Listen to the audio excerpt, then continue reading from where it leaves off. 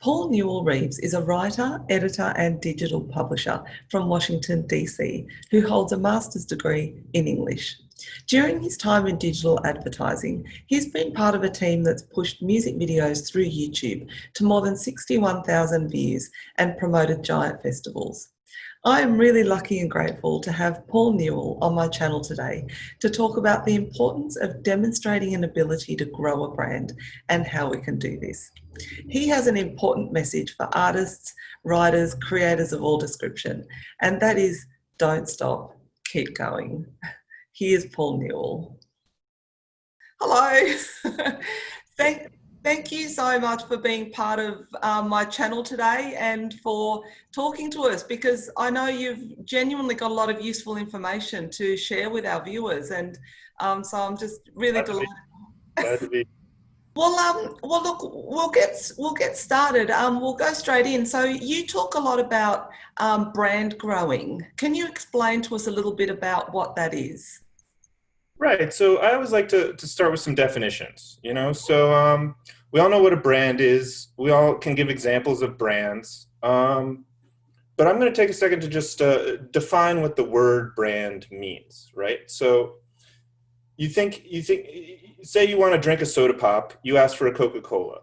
Say you want to sneeze, you ask for a Kleenex, right? So what a brand becomes is the name that you associate with the product you want to consume.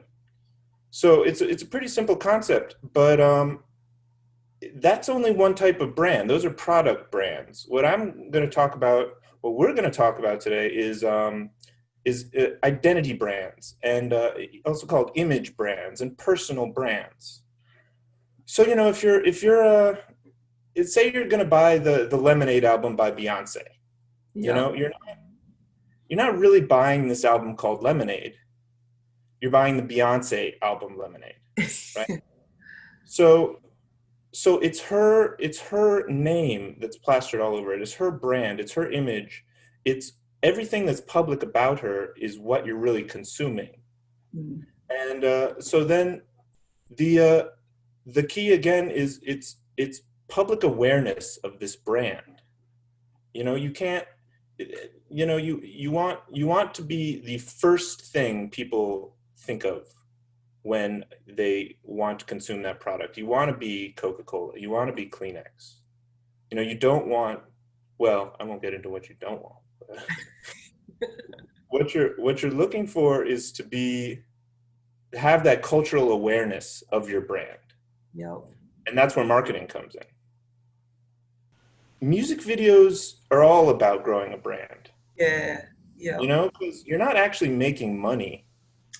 You're making a negligible amount every time your music video is viewed. But if the video costs maybe $1,000, maybe a couple $1,000, at least several $100s, you're not going to make that up on fractions of a cent. No. So the point is to get yourself out into public awareness. Yeah. And to have this recognizable brand. What about like small YouTubers or writers, artists? Why is it important for them to demonstrate an ability to grow a brand? Right, normal people, right? Yeah. We're not talking about Fortune 500 superstars. We're not talking about Beyonce, who's extremely well positioned since youth. We're talking about individuals, art. And I can give you some personal experience. Defenestrationism.net is my, I own it. I co-founded it. I publish it. Yep. It's got what I would call better than moderate traffic, for a personal site. To summarize, it's really been growing the last 16 months, like much more than it has been before. We've had about 3,000 views per month for the last 16 months. Wow. And the question becomes, well, should I monetize, or do I keep it ad free? Maybe you can see behind me. This is the site. I think it's very beautiful. My co-founder, who was doing the design and development, he came up with this great theme. The colors are all kind of matching. And if I were to place these tacky banners,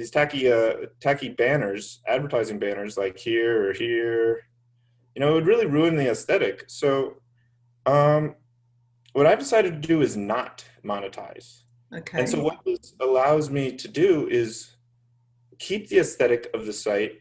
And the question becomes, why, what do I get out of this? Why am I doing this? Yeah. And um, are we doing this for the sole reason of like the education of humanity and contributing to world art and literature, or are we enhancing world culture?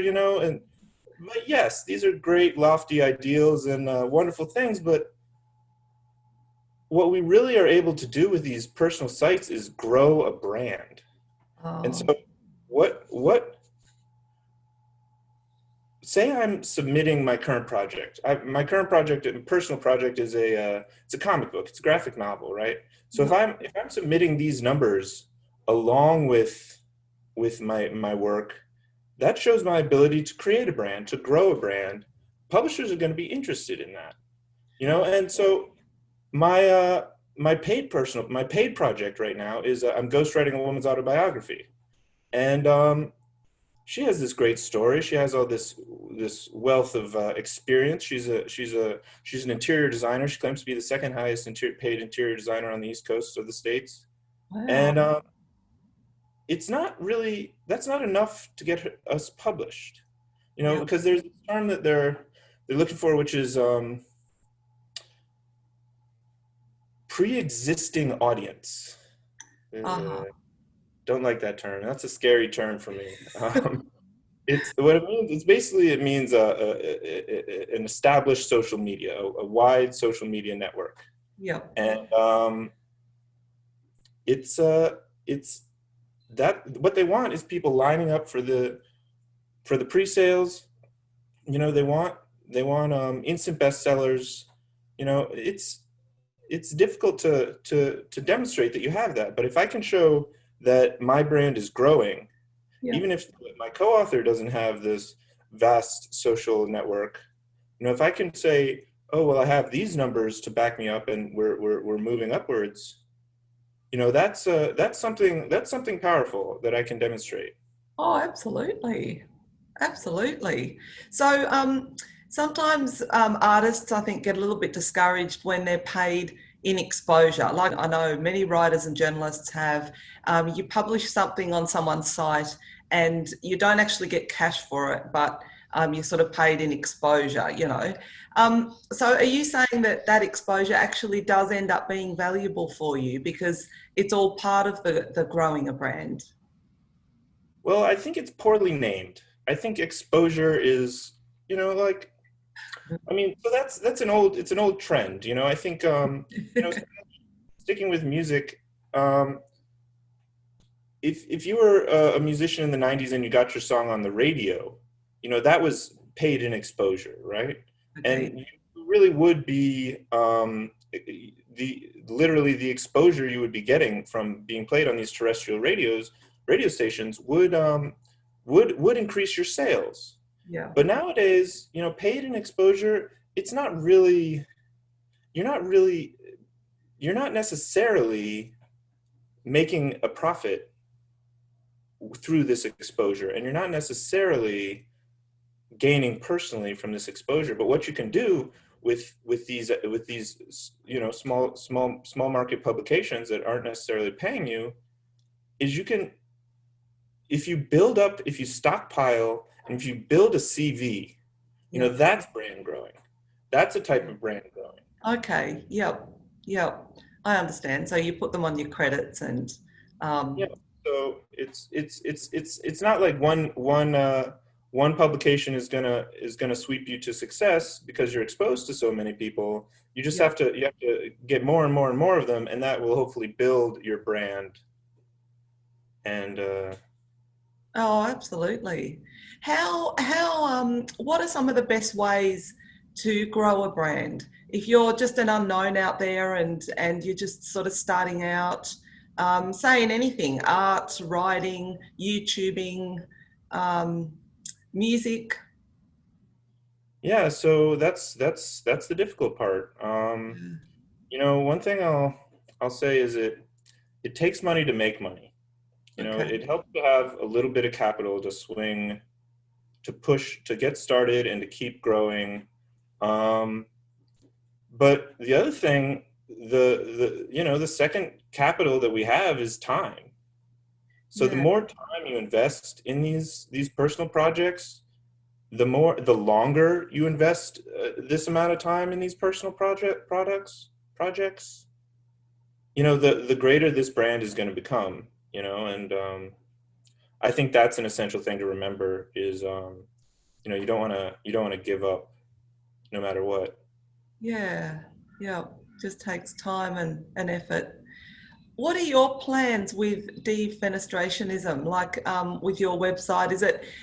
Do you maintain that personal website as part of that brand growing, so that when you can submit your manuscript, you've got something solid there that you can show publishers?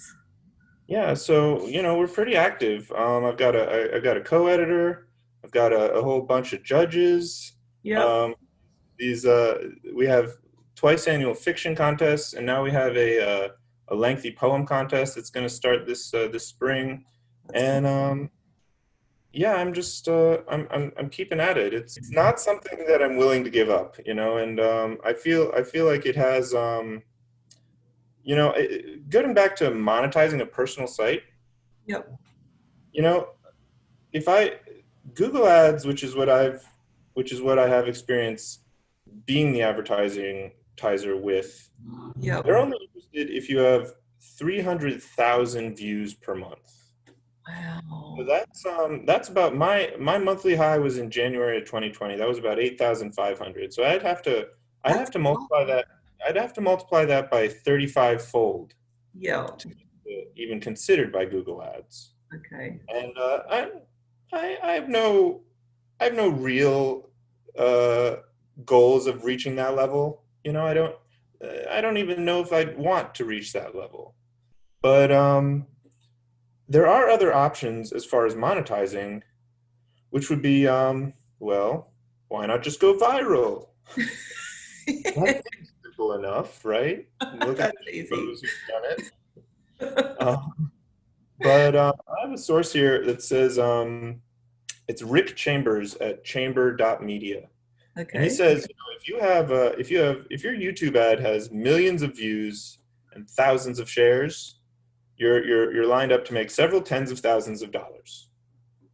Okay, that's a chunk of change. Yep. That's rent for a couple of years, maybe. Yep. But, what happens when your virality is cured? What happens when Yeah. I think that's a good way of putting it. What Yeah. happens when your 15 seconds are done? You're back to working the day job like the schmo you are. Yeah. Right?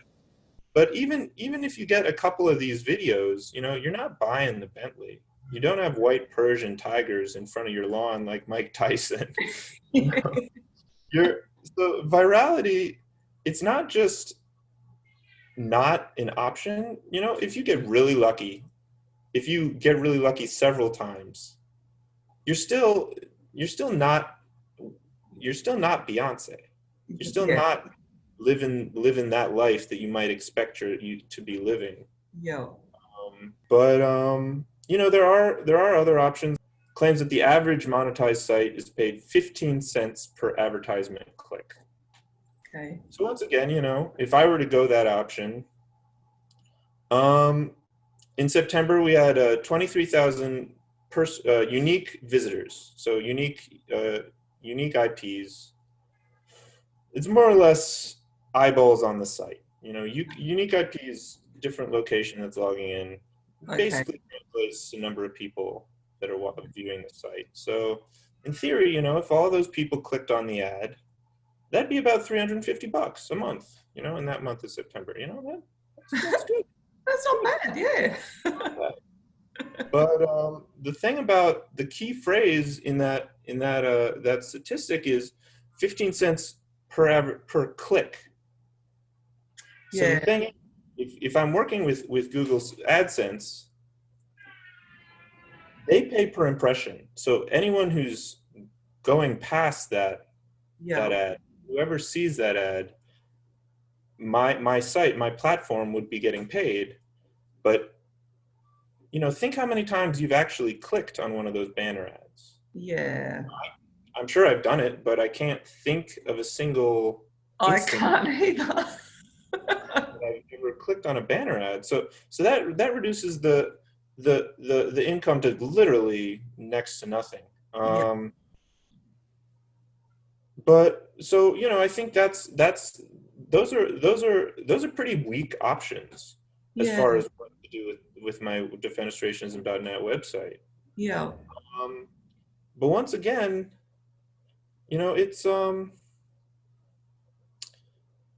it's not just about making money. It's about being able to position yourself to do what you want to do, or make what you want to make, or be where you want to be. Yeah. It's kind of forward thinking. So maybe, and it doesn't matter what your industry is. I talked about my comic book. I talked about my ghostwriting project. If you're a high schooler and you're trying to get into the best university you can afford, Yeah. maybe you're the parent of a high schooler.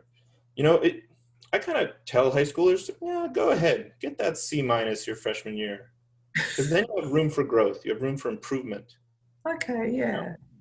As long as you ace that same subject for the next 3 years, 7 semesters. Yeah. But whatever your industry is, hiring executives are going to notice personal improvement. So I Yeah. think that's really the takeaway from what I want to share is, brand growing is personal improvement, because it's not about being Michael Jordan. Yeah. We're not all Michael Jordan. Yeah. He it's not about being Nike either. Our companies, our groups aren't gonna reach that level necessarily. Yeah. But what it's about is growing and getting better. So yeah. That's really inspiring. That's actually really inspiring. Anyone can take that away. That's a takeaway for anybody about just, yeah, growing and working and keeping going and self-improvement, like you said. Yeah. How do you battle feelings of discouragement? What would you say to other people that are maybe going down the road and just, maybe feeling a bit discouraged when you sort of have aspirations, but you're not quite getting there yet? I got a good answer for this. Yep. Everyone feels that way, especially artists, especially creators. Yep. Whenever I feel that way, I make it better. It sounds kind of pedantic, but Yep. again, it's about that time capital. The more time you put in, the more you reread your manuscript, or tinker, maybe re-edit your visual artistry, or there's always a way to make it better somehow, and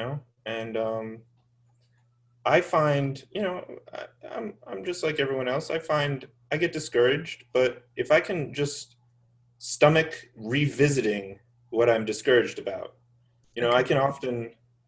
I can often change a few things around, and suddenly I'm thinking, wow, this really reads better, or this gets the point across better. And yeah, I'd say,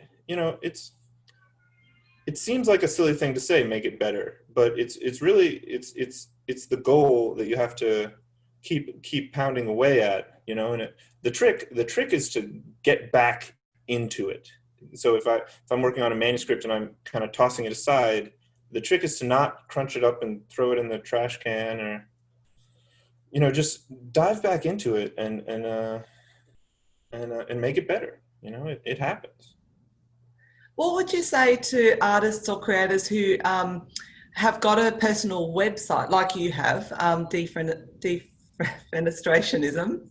That's a long word. What would you say, what's the best way to maintain a site that keeps getting viewers? Like, I'm really impressed with the number of viewers you get. Like, how do you get those viewers? What are you posting, and what are people coming for, do you think? Well, we have these now triannual contests, and that's where we get new exposure. But Yep. the trick is really to retain the new Yeah. viewer. It's not enough to have new people viewing the site, but so a lot of offering these contests, and they're semi-pro. There's a bit of a cash incentive to check them out and submit, and we get a fair amount of views when we're asking for submissions. Yeah. So that's some of our highest views, is people surfing through and looking to see new places to submit. So just having a platform at all, Yeah.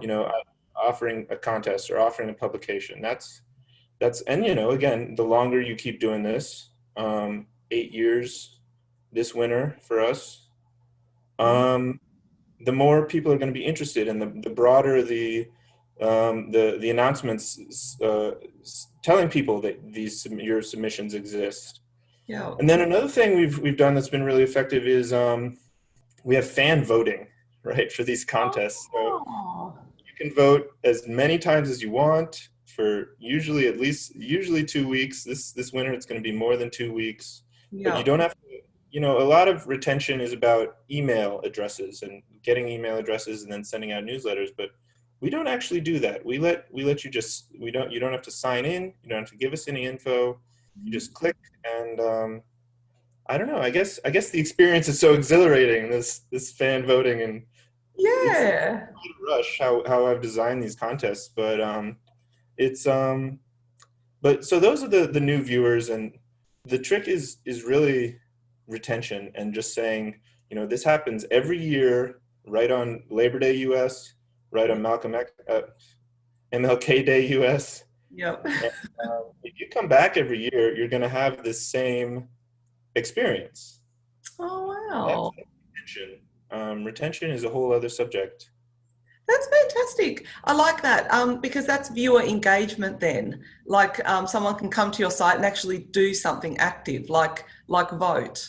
Like that's yeah. How, if you're not running a competition, is there any other ways you could have engagement on your website that would be something similar? What do you think? Yeah, I'd say the main thing that we can do is offer a platform for other people to publish. It's one thing to have a personal blog, and even if you're posting daily and weekly or monthly, which is essential.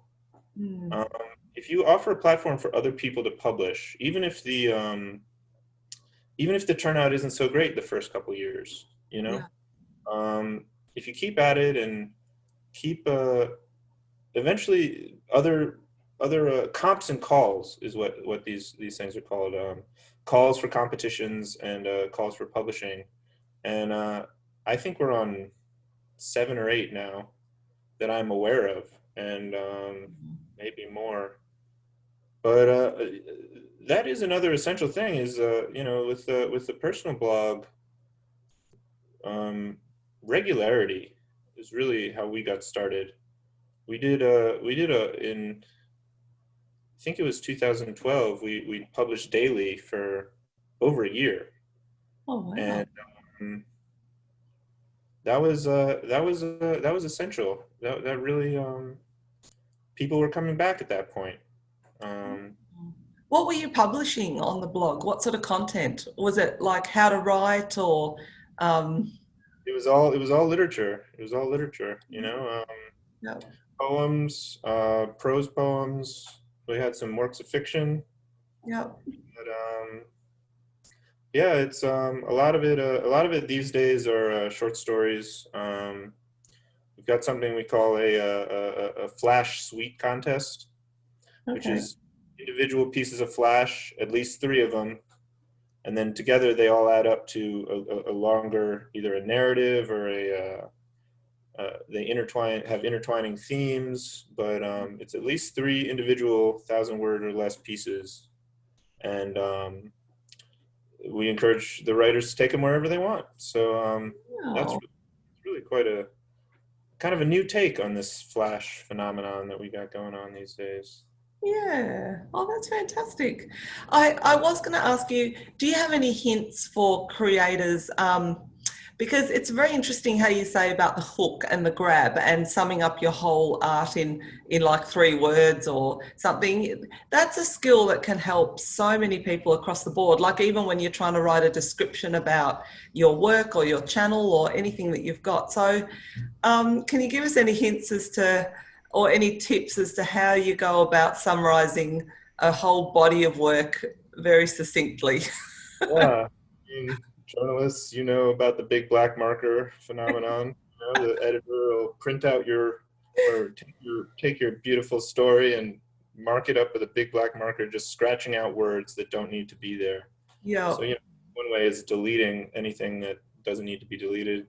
Another thing is kind of prepositions often. You can switch them around so you don't need the preposition.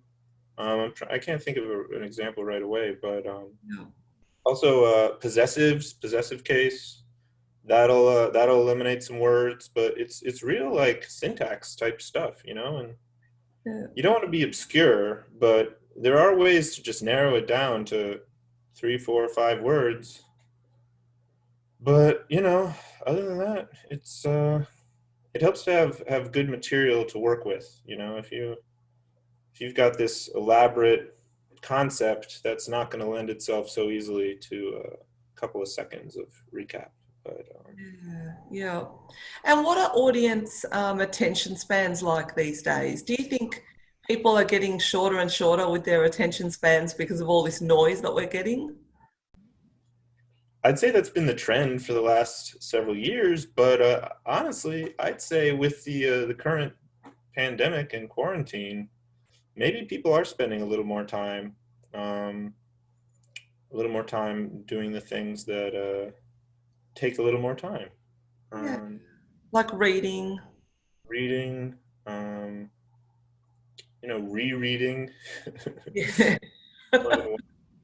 watching the whole movie. Yeah, that's true. That's a great question. Yeah.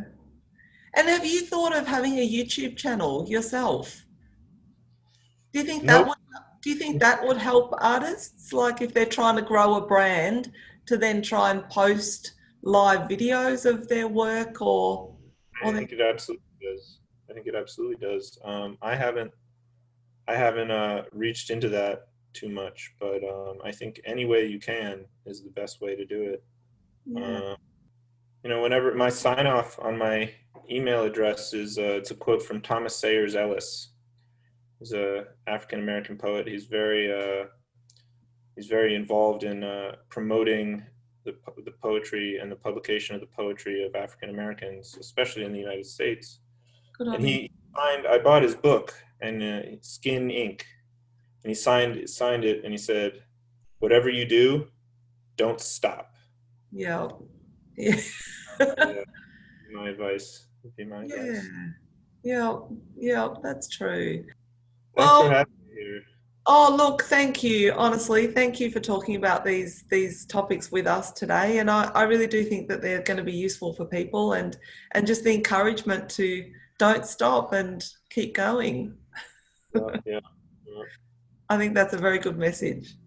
Definitely. It's an essential message, as human beings, or artists, or, children. Yep, I agree. Thank you so much. Okay, see you, Paul-Newell. Talk to you soon, okay? Bye, thank you. Don't forget to check out Paul-Newell's personal website. And if you're a writer, you might want to enter his short story competitions that he runs annually on the site.